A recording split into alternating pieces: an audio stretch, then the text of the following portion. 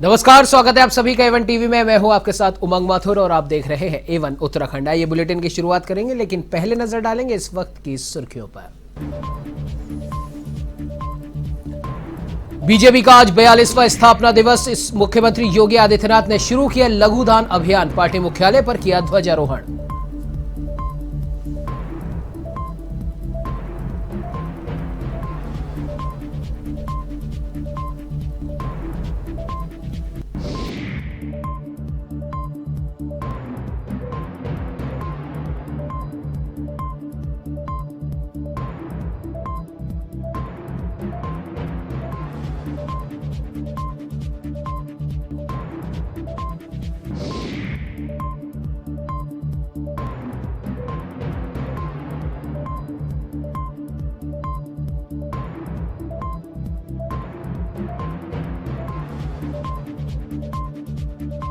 Cabinet मंत्री सौरभ बहुगुणा का हल्द्वानी दौरा। पदाधिकारियों और कार्यकर्ताओं ने किया गर्मजोशी के साथ स्वागत। कहा, गन्ना किसानों को दी जाएगी हर संभव राहत।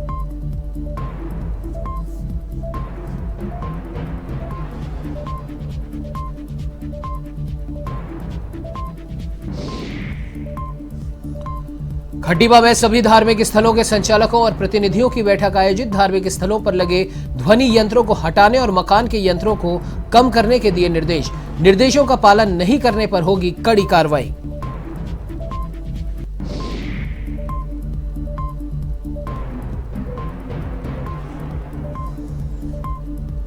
अल्मोड़ा जिले में तेंदुए का आतंक। सियालदह में घर के पास खेत में तेंदुए ने किया युवक पर हमला। वन विभाग की टीम ने किया रेस्क्यू अभियान शुरू।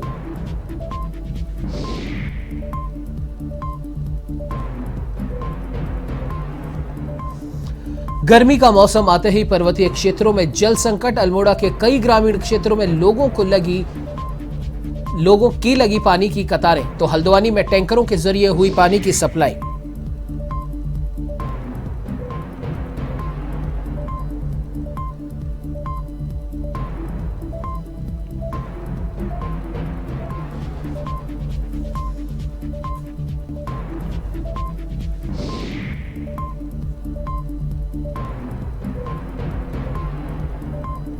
अब आइए बुलेटिन की शुरुआत करते हैं विस्तार से। आपको बता दें कि भाजपा का 42वां स्थापना दिवस आज राजधानी देहरादून में मनाया जा रहा है, जिसमें पार्टी के प्रदेश अध्यक्ष मदन कौशिक और प्रदेश महामंत्री संगठन अजय कुमार ने प्रदेश पार्टी कार्यालय में झंडा फहराया और पार्टी कार्यकर्ताओं ने प्रधानमंत्री नरेंद्र मोदी का उद्बोधन सुना। इस दौरान मुख्यमंत्री पुष्कर सिंह धामी ने भी कार्यकर्ताओं को संबोधित किया। उन्होंने कहा कि उत्तराखंड की सरकार आम आदमी की सरकार बनेगी, घर घर तक जाने का काम करेगी। बतौर मुख्यमंत्री उत्तराखंड सरकार सेवा का काम करेगी। भाजपा के लिए सत्ता केवल सेवा का संकल्प होती है। सरकार बनाकर जनहित से जुड़े सभी कार्यों को बेहद तेजी से विस्तार दिया जा रहा है। और लोग चुनाव में कहते थे कि भाजपा नहीं आएगी, लेकिन कार्यकर्ताओं की मेहनत के दम पर भाजपा दोबारा बहुमत के साथ सत्ता में आई है।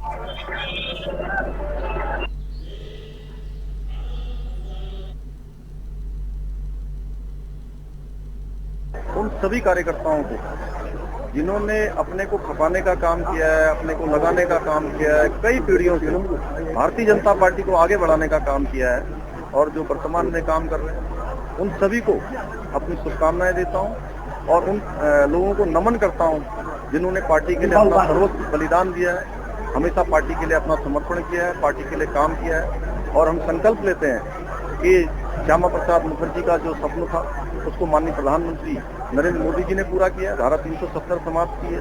अंत्योदय का जो सिद्धांत पंडित दीनदयाल उपाध्याय जी ने एकात्म मानववाद के रूप में हमारे सामने रखा था, आज हमारे देश के यशस्वी प्रधानमंत्री नरेंद्र मोदी जी के नेतृत्व में उन सभी कामों को पूरा किया जा रहा है। चाहे दलितों के क्षेत्र में हो, महिलाओं के क्षेत्र में हो, पिछड़ों के क्षेत्र में हो, आदिवासियों के क्षेत्र में हो, जनजातियों के क्षेत्र में हो, अनुसूचित जातियों के क्षेत्र में हो, हर क्षेत्र में आज चाहे कोई समय रहा हो, हर समय में माननीय प्रधानमंत्री जी के नेतृत्व में ये सब योजनाएं नीचे आ रही हैं। कोरोना महामारी देश के अंदर आई, कोरोना महामारी में वैक्सीनेशन का काम, पूरी दुनिया का सबसे बड़ा वैक्सीनेशन हमारे देश के अंदर हुआ।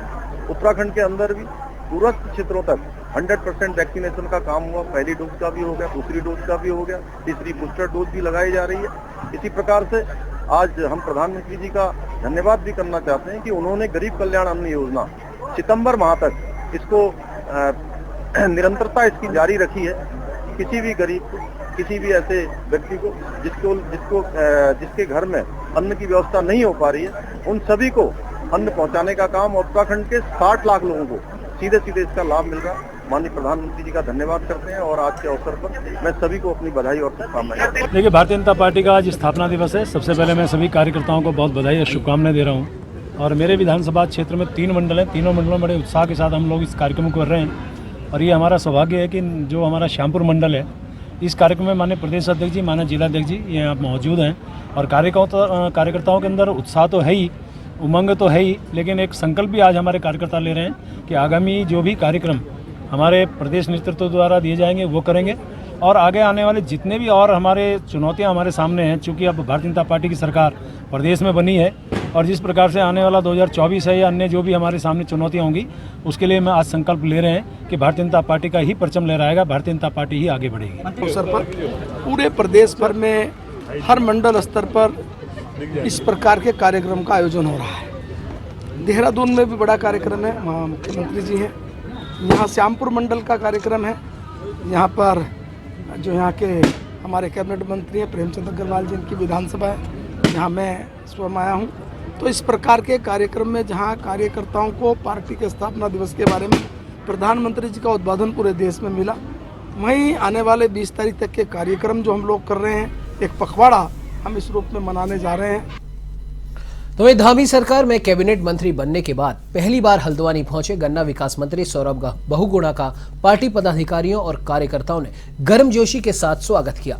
तो वहीं अपने स्वागत से गन्ना मंत्री सौरभ बहुगुणा काफी गदगद नजर आए। मीडिया से बात करते हुए गन्ना विकास मंत्री सौरभ बहुगुणा ने बीजेपी के केंद्रीय और प्रदेश नेतृत्व का धन्यवाद करते हुए कहा कि वो अपने को भाग्यशाली समझते हैं कि पार्टी ने उनको इतनी कम उम्र में अहम मंत्रालय दिया, जो कि सीधे तौर पर किसानों को लाभ पहुंचाने वाला विभाग है और वो जिस क्षेत्र से आते हैं वहां भी बड़े पैमाने पर गन्ने की खेती होती है।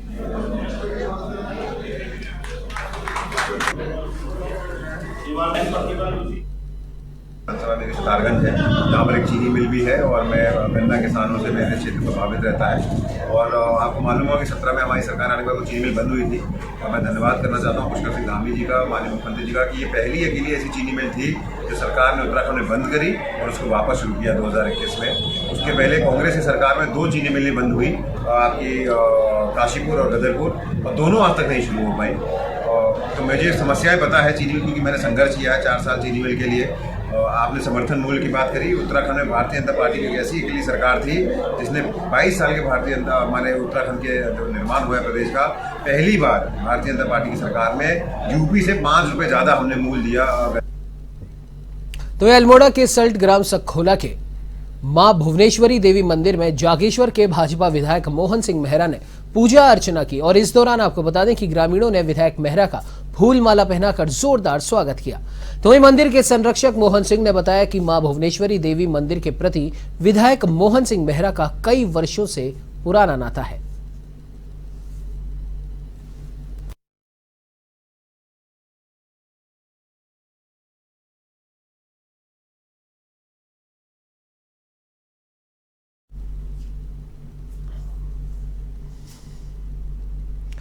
तो एक खटीमा में प्रशासन द्वारा क्षेत्र के सभी धार्मिक स्थलों के संचालकों और प्रतिनिधियों की एक बैठक का आयोजन किया गया और धार्मिक स्थलों पर लगे ध्वनि विस्तारक यंत्रों को हटाने के लिए और मकान के अंदर बजने वाले ध्वनि विस्तार यंत्रों की तीव्रता 45 डेसिबल से कम करने के निर्देश दिए गए। साथ ही सभी धार्मिक स्थलों के संचालकों को चेतावनी दी गई कि यदि 72 घंटे के अंदर निर्देशों का पालन नहीं किया गया तो उनके खिलाफ कड़ी कार्रवाई की जाएगी।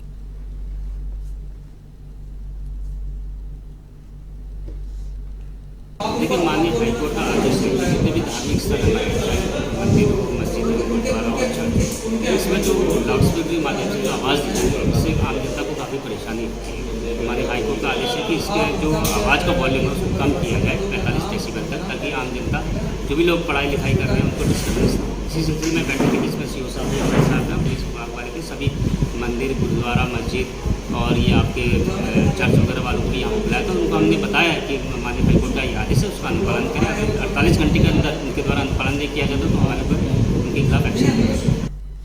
तो एक खटीवा शहर में दूसरे दिन भी तहसील प्रशासन और पुलिस प्रशासन द्वारा अतिक्रमण हटाने की कार्रवाई लगातार जारी रही। आपको बता दें कि इन दिनों पूर्णागिरी मेले में आवाजाही और पैदल यात्रा करने वाले श्रद्धालुओं की वजह से ट्रैफिक व्यवस्था काफी प्रभावित हो रही है और इसी को ध्यान में रखते हुए दूसरे दिन भी नगर में जाम से निजात दिलाने को लेकर प्रशासन ने अतिक्रमण को हटवाया।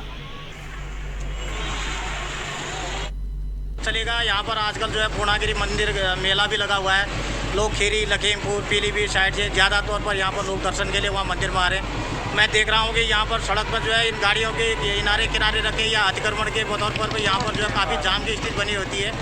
तो इस वजह से ये अभियान हम लोगों ने चलाया है और डेली हम ये अभियान चालू रखेंगे ताकि लोगों को आने जाने में किसी प्रकार की असुविधा न हो। तो ऐसा है कि हम शाम के समय में भी ये कार्रवाई करेंगे इनके खिलाफ। तो एक गर्मी का मौसम आते ही पर्वतीय क्षेत्रों में जल संकट गहराने लगा है। अल्मोड़ा जनपद के कई ग्रामीण क्षेत्रों में लोगों को पानी के लिए कतारें लगानी पड़ रही हैं। बच्चे और महिलाएं दूर दूर से पानी लाने को मजबूर हैं। हालांकि जल संस्थान द्वारा टैंकरों से पानी देने की बात कही जा रही है, पर जिन इलाकों में सड़कें नहीं है वहां पर लोगों को काफी दिक्कतों का सामना करना पड़ रहा है।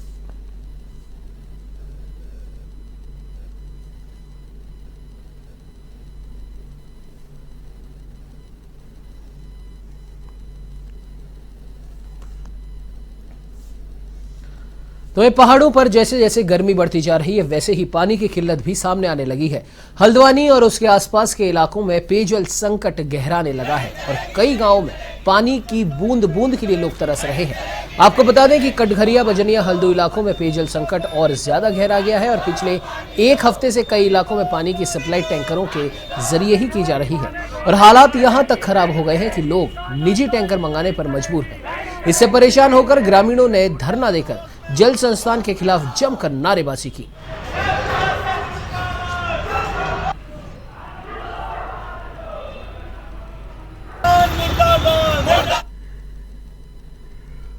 कनेक्शन लिया है इन लोगों ने, कनेक्शन ऐसे इनको पता था कि यहाँ पानी नहीं आता करके कनेक्शन नहीं देते कि यहाँ पानी नहीं आता, कनेक्शन क्यों ले रहे हो तुम करे। कनेक्शन ले लिया, पानी देते और फिर पानी भी नहीं आ रहा है, नलों में पानी नहीं आ रहा। फिर सरकारी टैंकर देते, सरकारी टैंकर भी हमारे यहाँ भेजे नहीं है। 2 साल हो गए हमको, 2 साल मकान लगाए हो गए, 2 साल हो गया और ना सरकारी टैंकर आ रहा, ना वहाँ ना पानी आ रहा और बिल हमारा बराबर आ रहा, हम बिल जमा कर रहे हैं पूरा। विगत बजुनिया हल्दू हमारा जो नगर निगम से लगा हुआ क्षेत्र है, ग्रामीण क्षेत्र है। विगत यहाँ 4 से 5 सालों से यहाँ काफ़ी पेयजल की समस्या है। अब तो ऐसा हो गया कि पानी खाली हवा के अलावा पाइपों में कुछ नहीं रह गया है। बजुनिया हल्दू, नंदपुर, पनियाली एक अलग ग्राम सभा है जहाँ से हमें सिंचाई के ट्यूबवेल से पानी मिलता था, अब वो भी खराब हो चुका है। अब हम लोग जनता इतने बार विभाग को कई बार ज्ञापन दे चुकी है लेकिन विभाग की कान में जू नहीं रेंगता। लेते हैं कुछ और खबरों की ओर। आपको बता दें कि पौड़ी में भी कोविड-19 आउटसोर्सिंग कर्मचारियों की 31 मार्च को सेवाएं समाप्त कर दी गई हैं, जिसके विरोध में कर्मचारियों ने जिला मुख्यालय पौड़ी में जुलूस निकालकर सरकार के खिलाफ अपना प्रदर्शन किया।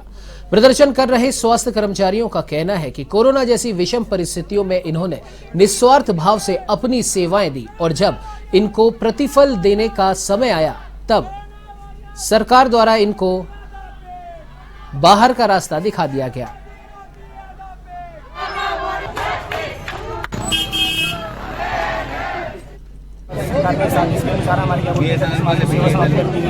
हमने इस कोविड काल में अपनी जान की परवाह न करते हुए सभी छात्रों ने सेवा दी है।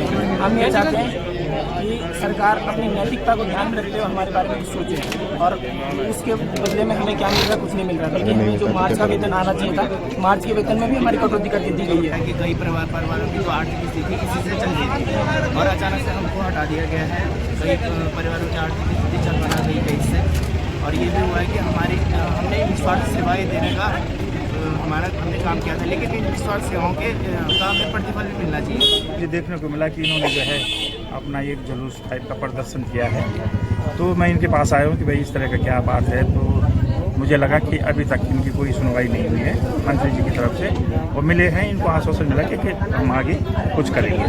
तो मैं इनसे यही आग्रह किया, मैंने सभी ये जो अपने छोटे भाई जो कर्मचारी हैं यहाँ के, तो मैंने इनसे यही आग्रह किया है कि आप इस समय जो है, ठीक है आज सांकेतिक रूप में धरना हो गया, जुलूस निकल गई, रैली निकल गई है, आगे आप अपने सरकार से और मंत्री जी के पास जाकर अपनी बात रखें। तो वहीं खटीमा में स्वास्थ्य विभाग के सभी कोविड-19 आउटसोर्सिंग कर्मचारी अपनी मांगों को लेकर अनिश्चितकालीन हड़ताल पर हैं। आपको बता दें कि 1 अप्रैल से सेवा समाप्ति का नोटिस मिलते ही आउटसोर्सिंग कर्मचारियों में आक्रोश फैल गया, जिससे कर्मचारी पुनः सेवा में लिए जाने और महंगाई को देखते हुए अपना मानदेय सुनिश्चित करने को लेकर विरोध प्रदर्शन कर रहे हैं। जहां गुस्साए कर्मचारियों ने सरकार के खिलाफ नारे लगाए तो वहीं अपनी मांगों को पूरा करने की भी सरकार से गुहार लगाई।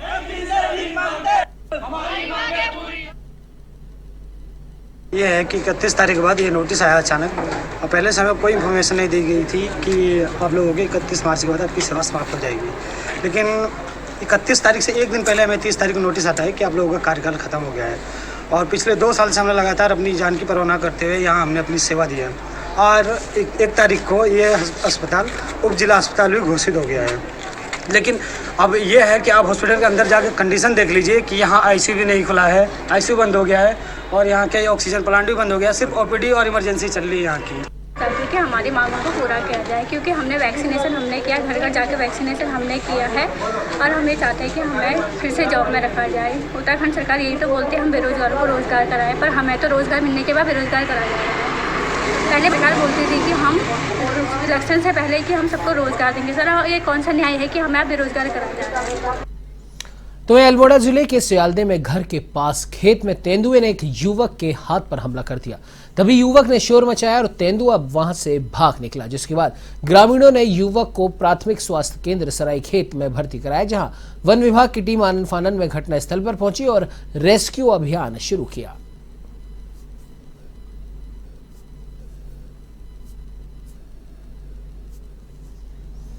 इस बुलेटिन में फिलहाल इतना ही। देश प्रदेश की तमाम बड़ी खबरों की जानकारी के लिए आप बने रहिए हमारे साथ और देखते रहिए A1 TV। नमस्कार।